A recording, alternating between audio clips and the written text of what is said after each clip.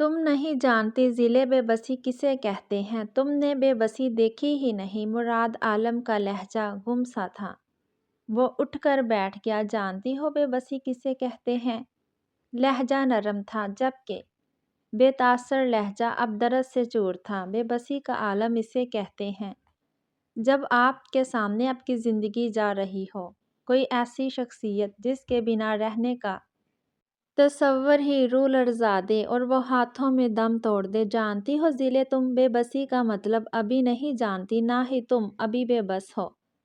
ابھی صرف تمہاری آزادی جانے کے غم پر تم اتنا رو رہی ہو۔ تم نے بے بسی نہیں دیکھی اور میں چاہتا بھی نہیں کہ تم کبھی بے بسی دیکھو۔ میں نے جو کچھ بھی کہا ضلع، وہ غصے میں کہا تھا۔ میں تمہیں اتنا سپیس دوں گا کہ تم ہمارے رشتے کو سمجھ سکو، جتنا وقت مانگو گی اتنا دوں گا، لیکن میری عزت کے ساتھ مت کھیلنا۔ اپنے باغی پن میں کوئی ایسا قدم مت اٹھانا کہ تمہیں جان سے مارنے کے سوا میرے پاس کوئی راستہ نہ بچے۔ کہتے ہوئے ضلع کے ہاتھ پر وہ اپنا ہاتھ رکھنا چاہتا تھا۔ جب ضلع نے اپنا ہاتھ پیچھے کھینچ لیا، مراد عالم مسکرایا۔ رونا بند کرو اور فریش ہو جاؤ۔ اس کو فی الحال اپنے حال پر چھوڑنے کے ارادے سے مراد عالم کھڑا ہوا۔ آپ بہت پچھتائیں گے مراد عالم، میں آپ کی زندگی اجیرن کر دوں گی۔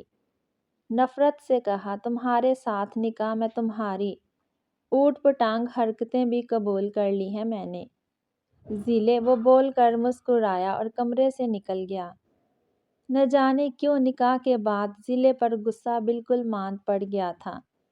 جو محبت نکاح سے پہلے وہ دبانے کی کوشش کر رہا تھا، وہ شدت پکڑ چکی تھی۔ آہستگی سے چلتے اس نے اپنے کمرے میں قدم رکھا۔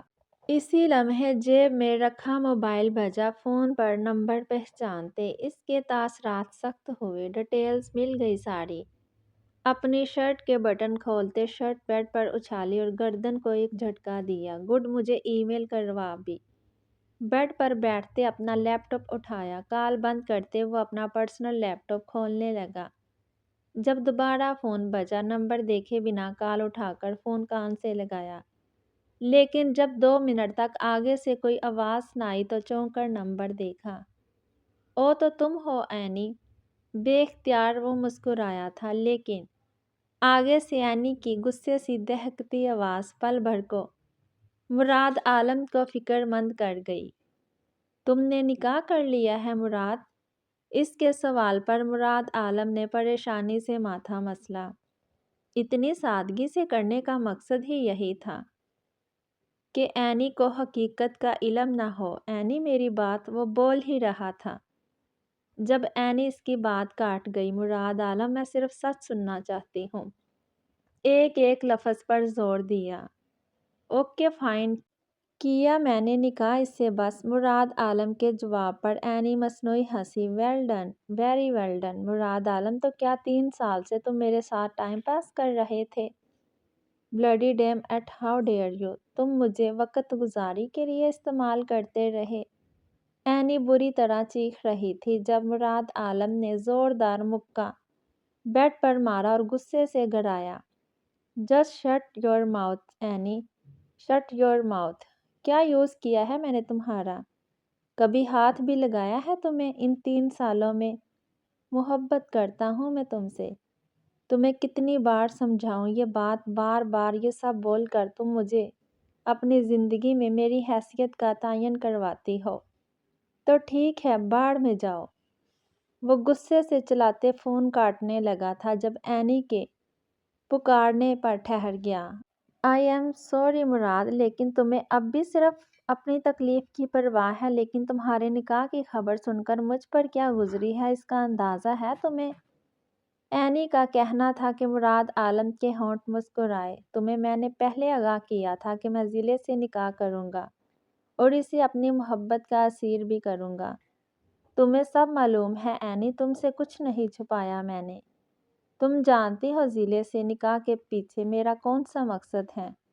شطرانہ مسکراہٹ لیے وہ شیشے کے سامنے کھڑا ہوا اور اپنے کسرتی سینے پر ہاتھ پھیرا۔ ہاں، تم نے بتایا تھا پر میں مانی نہیں تھی، نہ میں نے اجازت دی تھی۔ اب بھی شدید غم و اشتعال میں تھی۔ میں نے تم سے اجازت مانگی بھی نہیں تھی اینی، میں نے تمہیں بتایا تھا میں ایسا کروں گا۔ بیڈ پر گرتے سکون سے بیٹھ کر آنکھوں سے ٹیک لگائے آنکھیں موندی۔ تم جانتے ہو اس وقت میرے دل پر کیا گزر رہی ہے مراد عالم، اور جو کچھ بھی ہوا اس میں ضلع کا کیا قصور ہے؟ تم نے کہا تھا وہ بالکل بچوں کی طرح معصوم ہے۔ اس کے سوال پر مراد کی مسکراہٹ سمٹ گئی۔ وہ آنکھیں کھول چھت کو دیکھنے لگا۔ سارا قصور اس کا ہی ہے، سارا قصور ضلع کا ہی ہے اینی، سزا تو اسے ملے گی۔ اینی کئی لمحے خاموش رہی۔ بات ہو گئی ہو تو فون رکھو، سپاٹ لہجے میں پوچھا۔ نہیں، ابھی بات کرنی ہے مجھے تم سے۔ مراد تم جانتے ہو نا میں تم سے بہت محبت کرتی ہوں اور میں سب جانتا ہوں۔ مراد عالم کے ہونٹوں پر رقصہ محبت ایک الگ ہی کہانی ظاہر کر رہی تھی جس سے کوئی بھی واقف نہیں تھا۔ مراد اگر تمہیں ضلع سے محبت ہو گئی تو خدشہ ظاہر کیا۔ محبت ہو چکی ہے اینی اس سے، بنا کسی تردد کے اقرار کیا۔ اینی کے پاس کہنے کو الفاظ نہ بچے کہ وہ بے یقینی سے فون کو دیکھنے لگی۔ مراد بے یقینی سے پکارا، مگر تم فکر مت کرو، مجھے محبتیں روندنا آتی ہیں۔ ضلع صرف میری جیت کا مہرہ ہے اور کچھ نہیں۔ اب فون رکھو، میں ضروری کام کر رہا ہوں، کہتے ساتھ بنا کچھ سنے اس نے فون کاٹ دیا۔ ای میل آ چکی تھی۔ اب اسے جلد سارا ڈیٹا لیپ ٹاپ کے خاص فائل میں کاپی کر کے فون سے ڈیلیٹ کرنا تھا، اور وہ یہ کام اگلے کچھ لمحوں میں کر چکا تھا۔ جم کا وقت بھی ہو چکا تھا۔ لیپ ٹاپ جگہ پر رکھ کر فریش ہونے باتھ روم میں بند ہو گیا۔ بہت دن بعد ایسی بے فکر اور گہری نیند آئی تھی کہ اسے ارد گرد کا ہوش نہیں رہا تھا۔ بال چہرے پر مکمل بکھرے ہوئے تھے، اوندھے منہ لیٹی، منہ ہلکا سا کھلا تھا۔ اس کی گہری سانسوں کی آواز کمرے میں مدھم سر بکھیر رہی تھی۔ جب اس آواز کے ساتھ فون بجنے کی آواز شامل ہوئی۔ فون رنگ ہوتے ہوتے بند ہو گیا، لیکن اس کی نیند میں کوئی خلل نہ آیا۔ دوسری اور تیسری بار بھی وہ نہ اٹھی، لیکن فون کرنے والا بھی ضدی معلوم ہوتا تھا، جو فون نہ اٹھانے کے باوجود باضد تھا۔ بالآخر اس نے مندی آنکھیں کھول سائڈ ٹیبل کی جانب دیکھا اور پھر گہرا سانس لیتے چہرے سے بال پیچھے ہٹائے اور ہاتھ بڑھا کر فون اٹھایا۔ ذہن اب بھی مکمل طور پر بیدار نہیں ہوا تھا، جبھی بنا نمبر دیکھے فون اٹھا کر کان سے لگایا۔ اس لمحے اس کے حواس اتنے بھی بیدار نہ تھے کہ وہ صحیح سے فون اٹھا کر بات کر سکے۔ ہیلو، فون کی دوسری جانب خاموشی رہی۔ البتہ انوارہ خود نیند میں اس قدر غرق تھی کہ اس نے دوبارہ کچھ نہ کہا۔ کچھ دیر بعد خود ہی کال کٹ گئی۔ کئی لمحے مدہوشی کے گزارنے کے بعد اس نے دوبارہ آنکھیں کھولتے فون دیکھا تو بری طرح ٹھٹکی۔ یہ مخمور لہجہ ہے، ہم کو بلاتا، محبت کی ابتدا کی نوید ہے۔ سناتا بہت بے تکا سا شعر لکھا تھا کہ جسے پڑھ انوارہ کے چہرے پر ناگواری اتری۔ یمان پہلا خیال اسی کی جانب کیا؟ نہیں، وہ تو بہت سرد مزاج بندہ ہے، کبھی ایسی اوچھی اور بیہودہ حرکت نہیں کرے۔ ذہن جھٹکتے اس نے وہ نمبر بلاک کر دیا، اس بات سے انجان کہ وہ واقعی یمان انیت تو نہیں ہو سکتا تھا، لیکن اس کی زندگی میں شامل ہونے والا ایک غیر متوقع اتفاق ضرور تھا۔ وٹ ماریا، تم پھر سے کنسیو کر رہی ہو؟ رحمہ کو شدید جھٹکا لگا تھا۔ جواباً وہ سر جھکا گئی تھی۔ ماریا، تمہیں نہیں لگتا کہ یہ ایک لمبا گیپ ہے اور ایج ڈفرنس ہوگا؟ اس کو لے کر کوئی مسئلہ یا تمہاری پہلی اولاد؟ رحمہ کچھ بھی سمجھ نہیں پا رہی تھی، جب کہ ماریا کے کمرے کے دروازے پر کھڑے سلطان نے دل کے مقام پر ہاتھ رکھتے ضبط سے آنکھیں میچی تھی اور پھر فوراً واپس پلٹ گیا تھا۔ مجھے کسی بات کی فکر نہیں رحمہ، میں بس اتنا جانتی ہوں میں اپنے وجود میں پلتی اس جان کو نہیں مار سکتی۔ وہ کرب سے آنکھیں بند کرتی بولی تو رحمہ کو احساس ہوا وہ غلط بول گئی۔ ہاں، تم بالکل ٹھیک کہہ رہی ہو، تمہیں کچھ ایسا کرنا بھی نہیں چاہیے، یہ تمہاری اولاد ہے۔ اس کے ہاتھ پر اپنا ہاتھ رکھتی رحمہ محبت سے بولی۔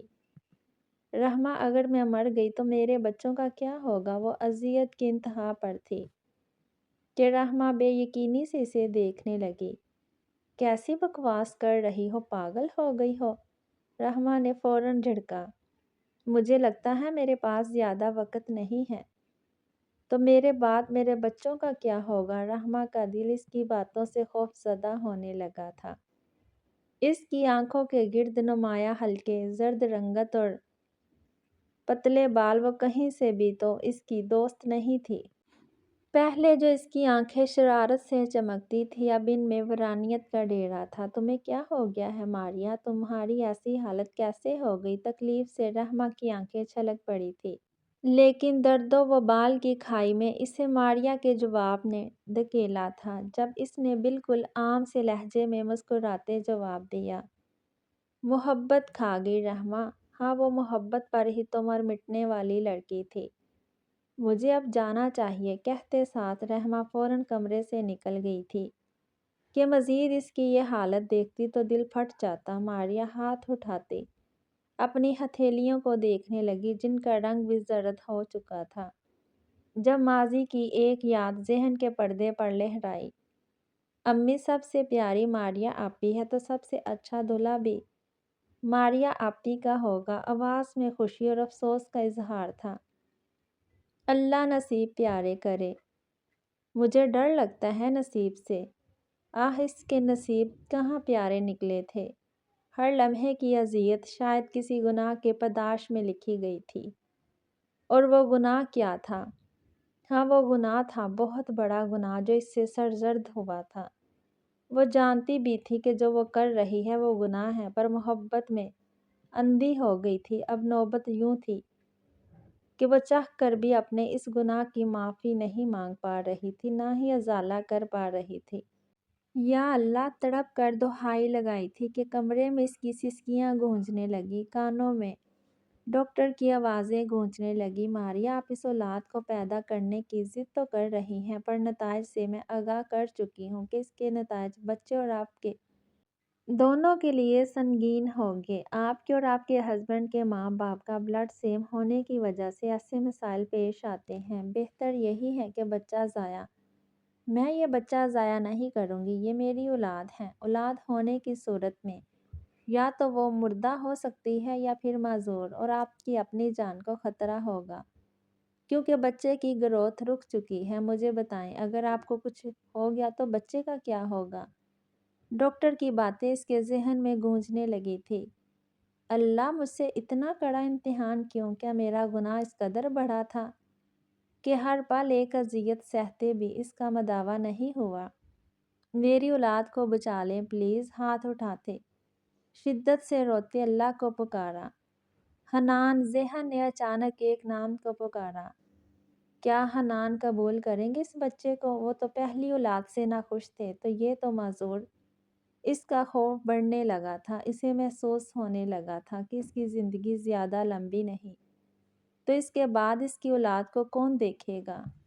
2 دن سے وہ اپنے کمرے میں بند تھی۔ مراد عالم سے اس کا سامنا نہیں ہوا تھا، نہ ہی مراد عالم نے اس سے بات کرنے کی کوشش کی تھی۔ البتہ 2 دن سوگ میں گزارنے کے بعد وہ تہیہ کر چکی تھی کہ مراد عالم کی زندگی عذاب کر دے گی، کہ مراد عالم اس سے پناہ مانگے گا۔ شیشے کے سامنے کھڑے ہوتے اس نے اپنے بال سنوارے اور آنکھوں میں بھر کر کاجل لگایا۔ ایک مسکراتی اور پرعزم نظریں خود پر ڈالتی وہ کمرے سے باہر نکل گئی تو گھر میں سناٹا چھایا تھا۔ سب کہاں ہیں؟ ملازمہ سے دریافت کیا۔ سلام بی بی۔ انوارہ بی بی ہاشم صاحب کے ساتھ آفس گئی ہیں، اور مراد صاحب کل رات سے گھر نہیں آئے۔